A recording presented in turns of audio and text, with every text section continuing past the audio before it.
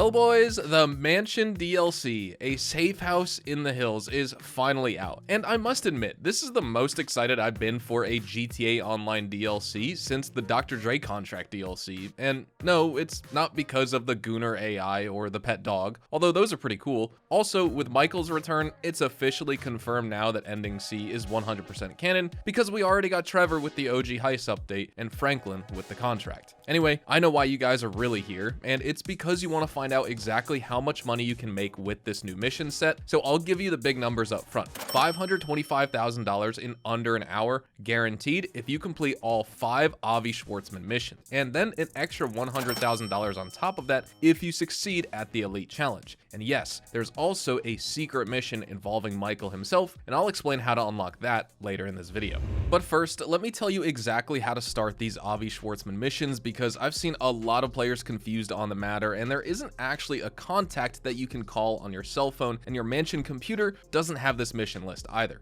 So here's what you need to do. First, get outside and drive around in free roam for a bit until you get this message from an unknown sender. It will ask you to visit a payphone on Cali Avenue, and you'll find a nice big golden A icon on your map. And no, you do not need to own a mansion to start this questline, which is the cool part here. Once you interact with the payphone, you will get a call from Avi and the questline will start. There are 5 missions in total. You do need to own a mansion to get the secret mission in this video, but again, more on that later. And in the first mission, you've got a pretty simple goal here. Infiltrate the No Way Depot, shoot up all of the guards,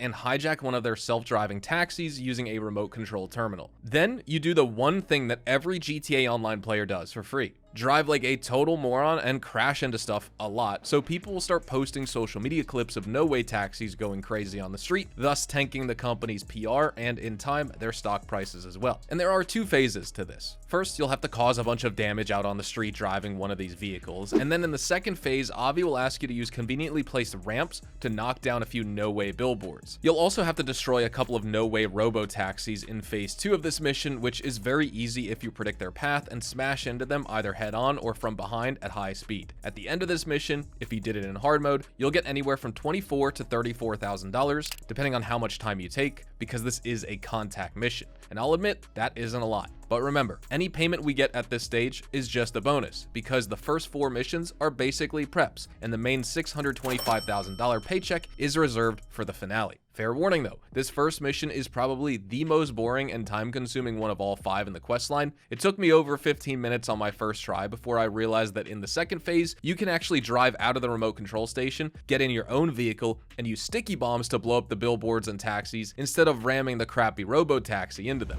Okay, next, for mission number 2, you'll receive another message from Avi on your phone and a new payphone location. Drive there and start it up. This one's called Inside Job, and in this mission, we essentially confirm what Avi Schwartzman was scared of this whole entire time, that the No Way self-driving taxi service is literally just a front for the FIB to snoop on all of your data. And to stop them, we have to infiltrate their local hideout and steal their plans. Find out where their data center is. Learn what No Way's planning next. Your new colleague is waiting for you. For this mission, I highly recommend bringing a weaponized vehicle like the Vigilante, as you don't have access to your regular weaponized vehicles like the Oppressor Mark II or Sparrow. You can also go with the armored Kuruma if you don't own a Vigilante, or you can take the good old reliable Hakuchou Drag if you're confident in your ability to evade trouble rather than facing it head first. This mission starts with you wearing a security guard disguise, and you'll have to drive this No Way contact to the nearby downtown cab company HQ, where he sabotages their operations by planting some explosives in their rides. Then you take your ominous EGT to the hideout where your cover is blown and you have to shoot your way out. Then, in the finale phase of the mission, you visit this FIB data center and steal some hard drives containing all of the information that you need on their operations and who they're tracking.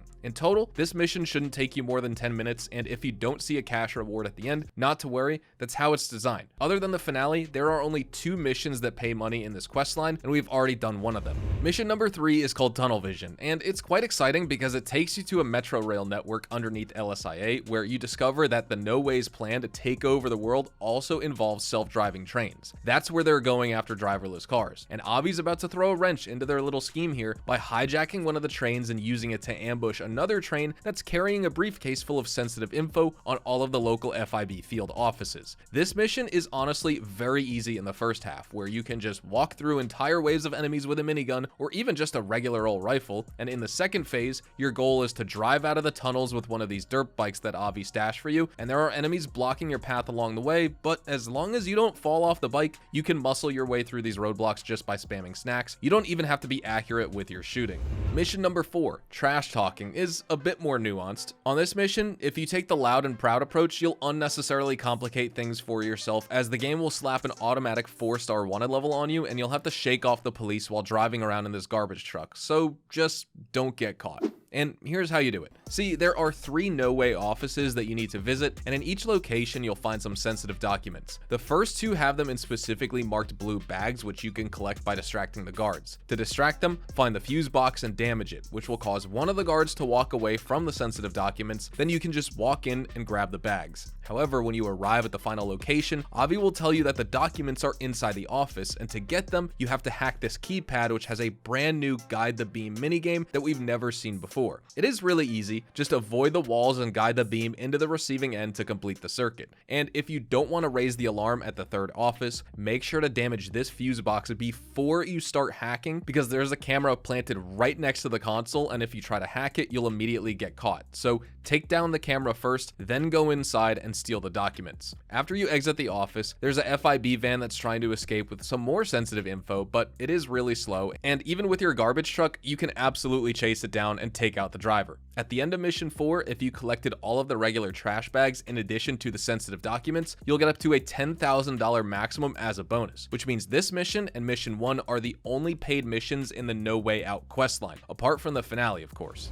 And speaking of the finale here, you have to complete it in under 10 minutes if you want that Elite Challenge bonus of $100,000. And grabbing the Elite Challenge is a must, I think, because it literally boosts your income by 20% on this questline. You go from $525,000 to $625 grand, and you also have to get 35 headshots. So at the start of the mission, you'll see this screen, which you probably haven't seen in GTA 5 for a very long time. Then you'll wake up inside the FIB headquarters, where you have to escape from your interrogation room and collect your gear. And escaping is really easy. First, what you need to do is interact with this emergency protocol book. Then you take the pen from the desk and use it to break open the housing for the electronic door lock. Now just cut the unlock wire, and in my case it was yellow, but it varies from run to run, so check the image on the book and cut the corresponding wire to break free. Then, what you need to do is melee this guard and steal his gun. At this point, you can keep advancing in stealth mode or just go in loud and proud. It doesn't make a big difference either way because there are very few guards on this level of the office. Once you find your gear though, you'll encounter more guards, but you all have your broomsticks with you, so just make short work of them and steal the helicopter from the roof. There's a scripted crash scene soon afterwards, and you'll find several more FIB guards on the beach after you extract yourself from the wrecked helicopter. This is the perfect place to rack up that headshot count. Then, steal the jet ski and head on over to Avi's boat, where you'll finish the heist and get your payment. On your first run through, not only do you get $625,000 with the Elite Challenge bonus, but you also get an additional $250,000 as a first time completion reward, and if you do it this week, you get another $400,000 on top of that all for the weekly challenge, bringing your total up to $1,250,000, which is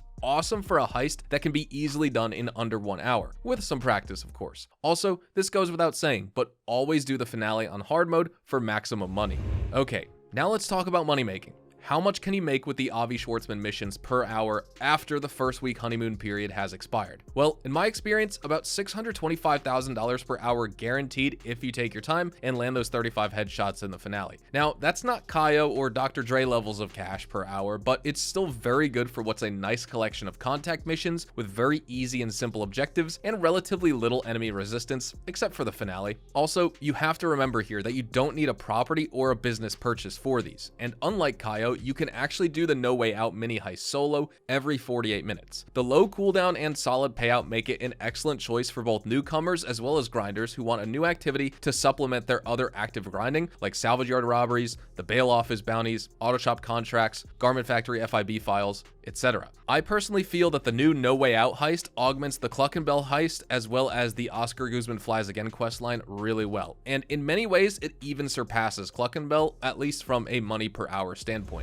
Okay, Now for that secret Michael story mission. How do you unlock it? Well, for this one, you actually do need to purchase a mansion. Spoiler alert though, it's probably the best mission of the DLC so far, and so for this, you'll have to complete the No Way Out questline first, then you have to be outside where you'll receive a phone call from Avi, and on the way out, you'll find that your mansion is under attack. These aren't the FIB thugs that you dealt with before though. It's someone else, and the mercenaries they're sending are very well equipped. You have this really cool moment at the start where your mansion security helps you clear out the top floor before you head downwards into the basement, where you're ambushed by this one guard and knocked down. Then, when it seems like the very end for our GTA protagonist, that's when Michael jumps in to save the day, and you can basically track all the cool trailer moments inside of this one mission, with Michael throwing the chair at the screen to fix the glitched out AI assistant, and later you see him celebrating a successful home defense with our protagonist as he drinks a bottle of champagne. There's also this really awesome moment where you exit your office with Michael and suddenly everything goes into slow motion, and that's because of Michael's special powers from story mode. And I raised absolute hell with my minigun, mowing down 4 enemy choppers and a whole platoon of heavily armed guards, as well as this heavily armed guy who tried to ambush me inside of this mission. Overall, it's an awesome job, and at the end you even get a movie poster signed by Michael himself that you can hang outside of your media room. Alright, now for some extra info on the mansions themselves. There are 3 in total. You've got the Tongva estate up here, which is the cheapest at $11.5 million. Then the Vinewood residence, which costs $12.2 million. And finally, the Richmond Villa down here, which is the most expensive one at $12,800,000. If you did the 3 prequel missions before the date of December the 7th, you should have gotten a $2 million discount on all of these mansions. Fully upgraded with all options, the most expensive mansion costs $18.7 million or $16.7 million if you have the pre-luxury gold tier membership. Even with a base mansion, you get a free helipad, as well as a master control terminal in your office, as well as that 20-car garage. If you purchase all 3 mansions, that's a total of 60 extra car slots, which is just amazing for anyone who's a car nerd in this game.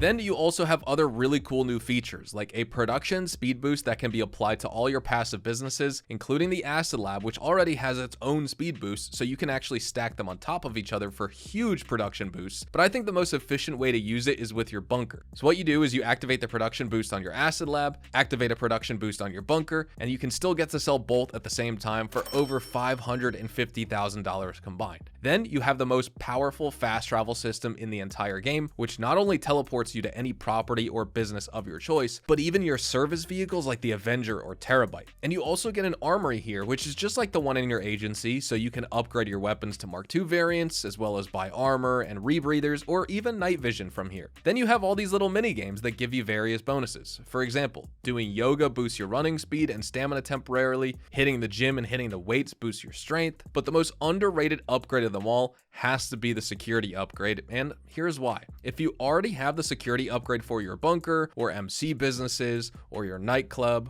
and then you get the security staff for your mansion on top of that for $1.75 million, it completely removes raids from your game. As in, it literally makes you raid proof. No more ghost raids, no more normal raids, none of that nonsense. This is an absolutely necessary and must-have purchase.